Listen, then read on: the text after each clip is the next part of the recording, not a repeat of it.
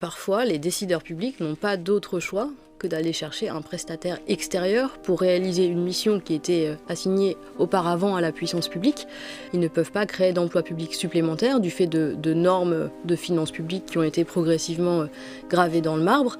Et donc, il est obligé d'aller chercher des prestataires extérieurs qui coûtent bien souvent beaucoup plus cher qu'un fonctionnaire et qui, par ailleurs, souvent, lorsqu'on fait appel notamment à un cabinet de conseil généraliste, produit une connaissance qui est très loin de correspondre à la réalité des métiers de la fonction publique. Stanislas Guerini fait des déclarations d'amour aux fonctionnaires et on est très content. Probablement que ce changement culturel est en train de s'opérer et on en est heureux. On ne peut pas traiter le service public comme on traite une entreprise et donc des indicateurs qui pourraient conduire à l'introduction d'une notion de rentabilité n'est pas pertinente en ce qui concerne le service public.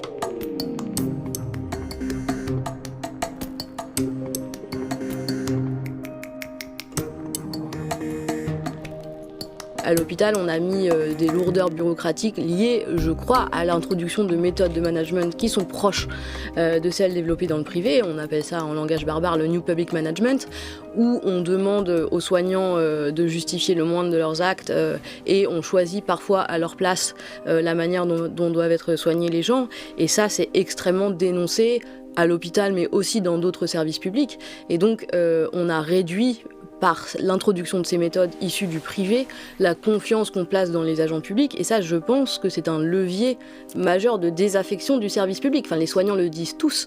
Il y a eu une sorte de floutage de la frontière entre le public et le privé. Et à force de dire à des gens qui s'engagent justement pour servir l'intérêt général, en fait, ce que vous faites, ça pourrait être fait par des prestataires privés, ça pourrait être mieux fait et ça sera moins cher. Évidemment, ça décourage les gens de rejoindre le service public. Malheureusement, c'est vrai, parfois, les décideurs publics n'ont pas d'autre choix que d'aller chercher un prestataire extérieur pour réaliser une mission qui était assignée auparavant à la puissance publique. Ils ne peuvent pas créer d'emplois publics supplémentaires du fait de normes de finances publiques qui ont été progressivement gravées dans le marbre.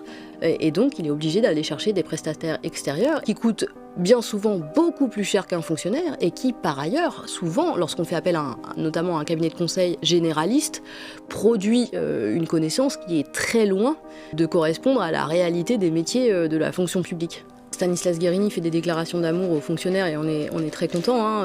Probablement que ce changement culturel est en train de s'opérer et on en est heureux. Simplement, on attend que le gouvernement passe de la parole aux actes. La crise sanitaire a révélé un besoin d'État qui est majeur, massif.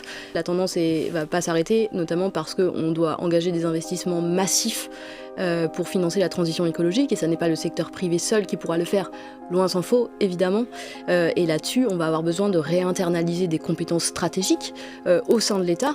Or aujourd'hui on a un projet de loi de finances qui a été présenté par le gouvernement, qui est en train d'être adopté, qui prévoit en création d'emplois dans le budget, 24 postes pour la transition écologique, 13 postes pour la transition énergétique. Comment peut-on faire face en 2023 aux besoins massifs en matière de transition écologique, en matière de capital humain au sein de la fonction publique, avec seulement une poignée de postes? Ça n'est pas raisonnable.